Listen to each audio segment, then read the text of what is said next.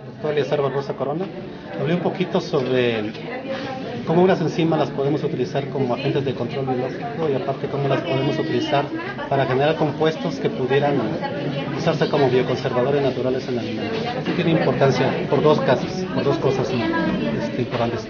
Una, como agentes de control biológico. Tú sabes que muchos de los compuestos, o sea, de los alimentos que se producen utilizan pesticidas químicos. Los pesticidas químicos en realidad son compuestos muy tóxicos.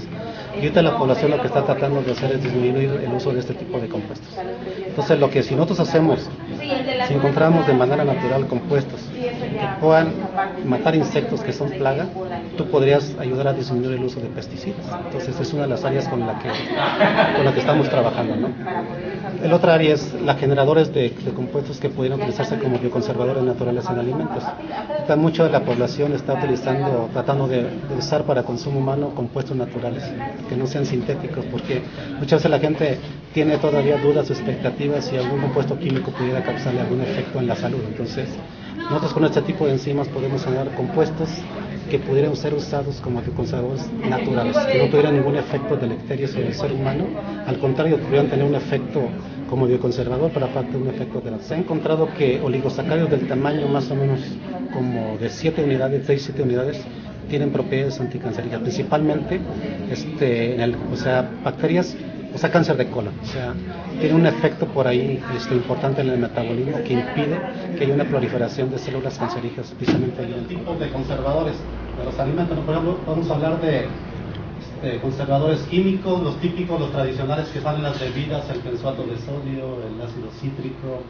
Hay métodos físicos, los típicos que conocemos, el secado, por ejemplo. Mucha gente acostumbra a secar sus alimentos a la intemperie, ¿no? Entonces, también los microondas, por ejemplo, utilizamos ondas. Pero hay muchos productos naturales que nos pueden servir como bioconservadores naturales en alimentos. Por ejemplo, las plantas, cerca del 1 al 10% de las plantas, producen compuestos naturales antimicrobianos. Ustedes saben, por ejemplo, hay muchos casos, por ejemplo, de nuestras abuelitas que nos recomiendan, por ejemplo, comer ajo o comer cualquier tipo de producto cuando tenemos problemas de infecciones. ¿Por qué? Porque estos productos naturales, como el ajo, el orégano, la mostaza, tienen productos antimicrobianos, o sea, matan las bacterias patógenas. Pero también hay muchos microorganismos, entre ellos las bacterias, que pueden producir también, entre ellos péptidos antimicrobianos que se utilizan como bioconservadores. De hecho, por ejemplo, los productos lácteos producen, por ejemplo, la lisina, que son péptidos antimicrobianos. De hecho, todo eso lo utilizamos como probiótico, ¿no? Y es una de las características que tienen los probióticos, proporcionar péptidos antimicrobianos. Sí, lo siento, por favor. También es bien importante considerar lo siguiente: hay un compuesto en la naturaleza que es la quitina. O sea, hay mucha gente trabajando con la quitina. Yo trabajé un tiempo con el doctor Ramón Cruz Camarín. La quitina es de los compuestos, el segundo compuesto orgánico más abundante en la naturaleza. Lo podemos encontrar en una gran diversidad de microorganismos, entre ellos principalmente los insectos, en el carapacho del camarón.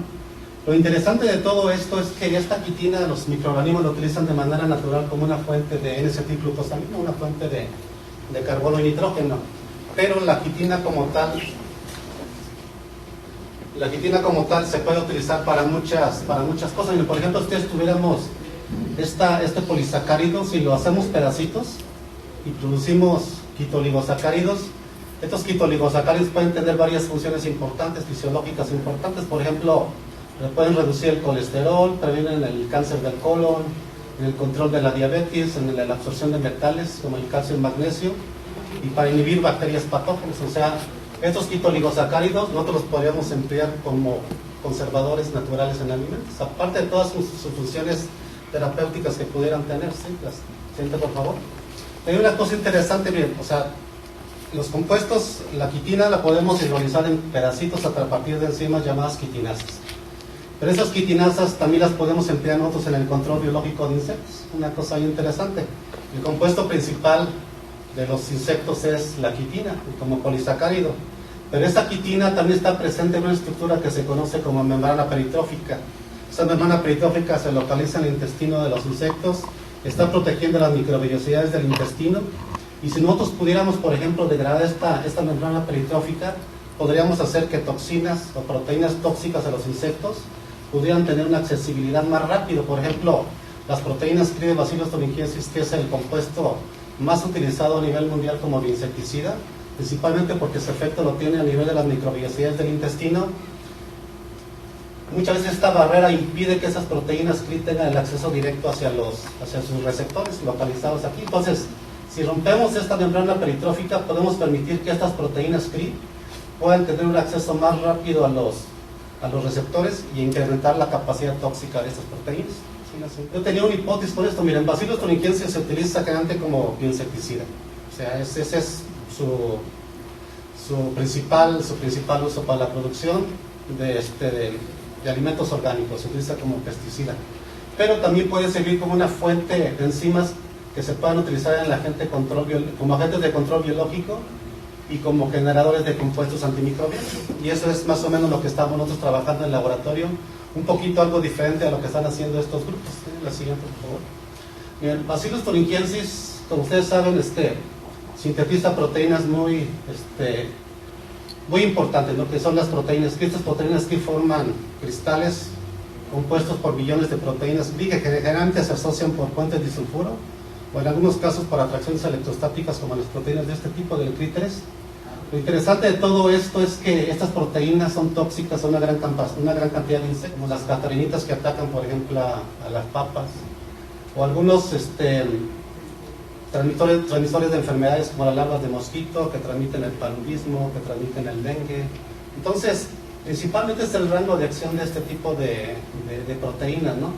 Pero esta bacteria también sintetiza esta enzima que les platicaba, que las podemos utilizar para generar oligosacáridos y como agentes potenciadores de la actividad de proteínas CRI.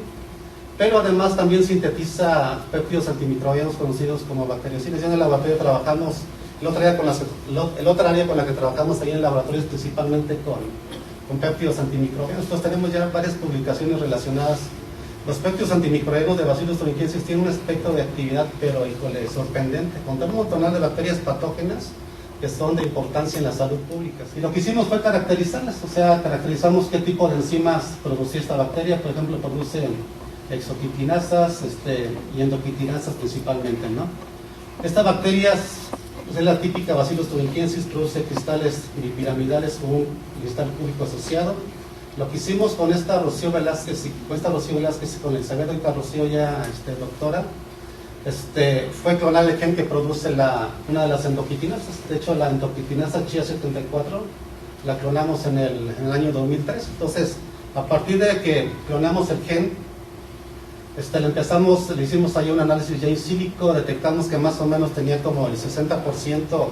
Nosotros fuimos el segundo grupo que reportó los genes de Bacillus thuringiensis que producen quitinasas. Las quitinasas que producen Bacillus thuringiensis se parecen mucho, bueno, no mucho, tienen cerca del 60% de identidad con algunas bacterias de otros tipos de bacilos, por ejemplo, Bacillus circulans, ¿sí? Y lo que encontramos es que este tipo de enzima tiene una localización en el cromosoma. Bacillus thuringiensis, una de sus características es que tiene muchos plásmidos. O sea, ustedes pueden encontrar infinidad de plásmidos en Bacillus thuringiensis, 2, 3 plásmidos, hasta 10, 15 plásmidos. Y no solamente eso, sino hasta plásmidos de un alto peso molecular, megaplásmidos, que es donde generalmente están ubicados los genes del tipo, los genes CRI que producen las proteínas insecticidas. Entonces nosotros queríamos saber dónde estaban ubicados este tipo de enzimas, si estaban ubicados en cromosoma o estaban ubicados en plásmidos. Entonces detectamos que estaban teniendo una localización en el cromosoma. Una cosa interesante, fíjense, cuando ustedes clonan el gen y lo expresan en Escherichia coli, muchas veces uno tiene problemas cuando expresa un gen de un sistema heterólogo en una bacteria, por ejemplo, porque muchas veces esa proteína no se puede secretar, o sea, se queda en el interior de la célula, y si uno quisiera, por ejemplo, aprovecharla, pues tiene que alisar la bacteria para poder... Pero fíjense todas las implicaciones que tiene, porque después tenemos que separar todas las proteínas de la bacteria, y eso es mucho trabajo, ¿no? La ventaja que tiene este tipo de enzima, una cosa interesante, que el promotor que produce a la quitinasa, que es un promotor de una bacteria gram positiva como Bacillus thuringiensis, es reconocido perfectamente sin ningún problema por Escherichia coli, pero además el péptido señal de la enzima se expresa, el sistema de translocación que tiene el Escherichia coli lo reconoce perfectamente y la puede secretar. O sea, eso es una ventaja tremenda desde un punto de vista tecnológico, porque podemos expresar la enzima en Escherichia coli y simplemente la colectamos del sobrenante para poder hacer cualquier tipo de estudios, ¿sí? Una cosa que encontramos muy bien, que este tipo de enzima tiene actividades, su actividad máxima se encuentra a pH 6 y su temperatura óptima está alrededor de los 50-60 grados centígrados. Aquí nos quiero que pongan atención un poquito, la actividad óptima de la enzima es a pH 6, y ahorita les voy a explicar un poquito ya cuando veamos más adelante por qué tiene implicaciones importantes esto, ¿sí? Lo siento, por favor. Después nosotros estuvimos trabajando un poquito con algunas, hicimos ya unos análisis en sílico, en el 2008, un artículo que publicamos en Molecular Biotechnology, donde clonamos un gen, otra endoquitinasa de otra cepa de Bacillus thuringiensis. Hicimos un pequeño análisis in silico con todas las quitinasas que estaban reportadas ya para ese tiempo para Bacillus thuringiensis, y encontramos que muchas de ellas tienen parecido. Yo las agrupé, de hecho las agrupé en 4 grupos, o sea, les llamé el grupo A, el grupo B, el grupo C, el grupo D, y por ahí me peleé con el banco de genes del GenBank, porque como que tienen algunos errores en el sitio de ubicación del inicio de traducción de todas las quitinasas.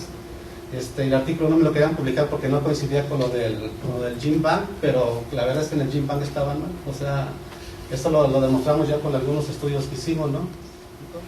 Después, miren, una de las cosas que nos interesaba mucho a nosotros es, bueno, dijimos ya, estas quitinasas los podemos emplear como agentes de control biológico. Vamos a ver qué podemos hacer con estas. Entonces, lo que hicimos, miren, agarramos el gen de la endoquitinasa y lo expresamos en un vector. Lo que ustedes pueden ver aquí es que este vector que ven aquí es un vector que se utiliza mucho en Bacillus thuringiensis. Es de los tradicionales, es un vector bifuncional que puede expresarse bien en Escherichia coli, se puede expresar bien en Bacillus thuringiensis. Y lo único que hicimos fue agarrar el gen completito con su promotor silvestre, con todos sus regiones de regulación, y lo expresamos en este gen. Y luego lo que hicimos también es que el promotor que tenía el gen se lo cambiamos por un promotor fuerte. El promotor SID es un promotor que se expresa, conocemos un promotor fuerte, pero aparte de ese promotor llevaba asociado una región que se conoce como la región estabilizadora. Este Hyung-Woo del grupo de Brian Federici lo utilizó mucho para poder sobreexpresar proteínas y cristales pequeñitos, hacerlos en cristales grandototes, que desde un punto de vista biotecnológico es importante porque en un medio de cultivo podemos producir mayor cantidad de proteínas. Entonces utilizamos ese sistema, nosotros lo agarramos del sistema de Hyung-Woo Park y lo utilizamos para expresar este tipo de endoquitinasa. En todo lo que ustedes ven aquí, miren, estas son proteínas, agarramos el gen y lo expresamos en una cepa de Bacillus thuringiensis que producía cristales. Entonces, lo que ustedes ven aquí en el carril A es la cepa silvestre, o sea, una cepa sin transformar, una cepa nada más que produce proteínas CRI, pero que no está expresando las quitinasas. Aquí tenemos una cepa, esta cepa pero transformada con el gen con el que tiene el promotor silvestre, y aquí tenemos la cepa que tiene expresada el gen pero con el promotor fuerte y la región estabilizadora que se conoce como región STAB. Entonces, lo que ustedes pueden ver aquí, en la cepa silvestre se expresa, aquí está con diferentes tipos de compuestos fluorogénicos para poder detectar la actividad de enzima, ¿no? Pero lo que me interesa es miren, o sea, vean esta señal.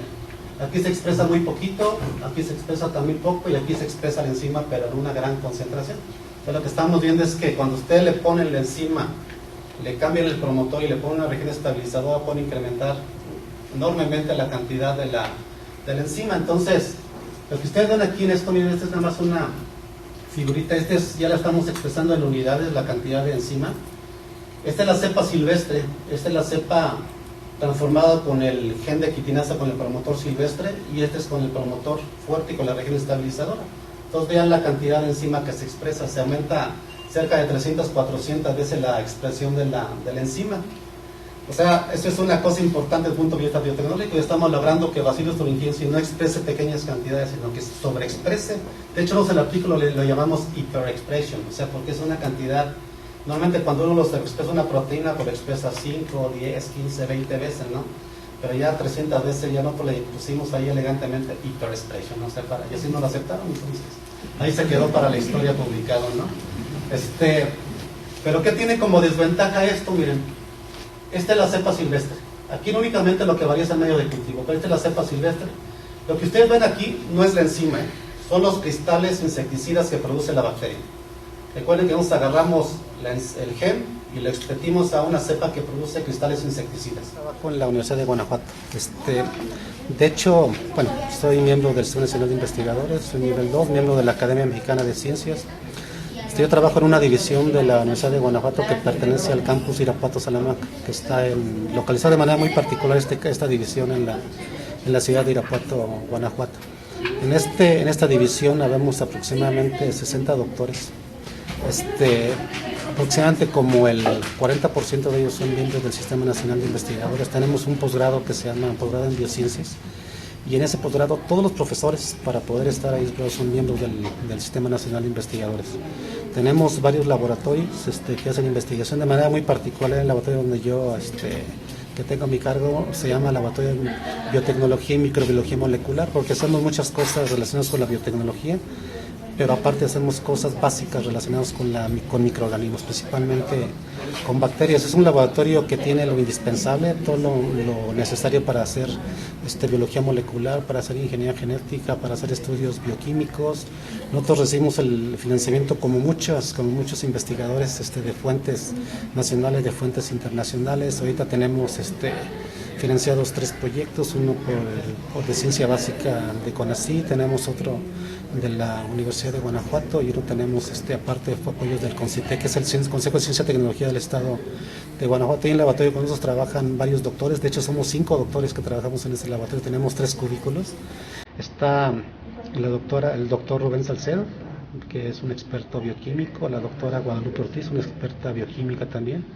Tenemos a la doctora Norma de la Fuente, que es una una experta en microbiología, y a la doctora Lucedit Casados Vázquez, que ella trabaja mucho con genómica y proteómica. Entonces, todos nosotros hacemos un grupo que colaboramos en diferentes proyectos ahí en el laboratorio. Trabajamos no solamente con mi área, trabajamos desde la parte también ambiental, que es la principal área con la que trabaja el doctor Rubén Salcedo, ¿no? Entonces, el laboratorio, la verdad, está muy bien equipado desde mi punto de vista. Claro, como cualquier otro laboratorio nos hace falta tener más cosas, ¿no? Pero lo indispensable para poder trabajar con decoro y a buen nivel lo tenemos. Bueno, mira, yo nací en Irapuato, Guanajuato. Estudié la primaria en una comunidad rural que se llama Purísima del Jardín. De hecho, uno de mis sobrinos que trabaja aquí con ustedes también es originario de allá.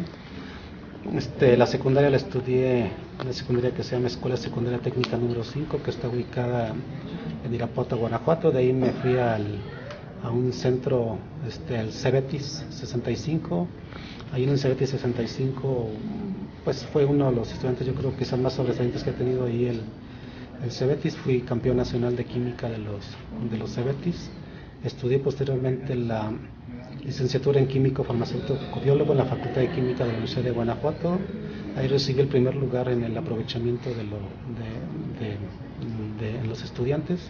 Posteriormente hice el doctorado en el CINVESTAT, hice el doctorado en biotecnología de plantas, y posteriormente fui a hacer una estancia postdoctoral en la Universidad de California, en Estados Unidos, de manera particular en la ciudad de Riverside. Yo soy del Sistema Nacional de Investigadores, soy nivel 2 y pertenezco a la Academia Mexicana de Ciencias. Soy profesor titular en la Universidad de Guanajuato y hace un mes fui el secretario académico del campus Irapuato Salamanca. Ahorita me acaban de nombrar como el director de investigación del campus Irapuato Salamanca.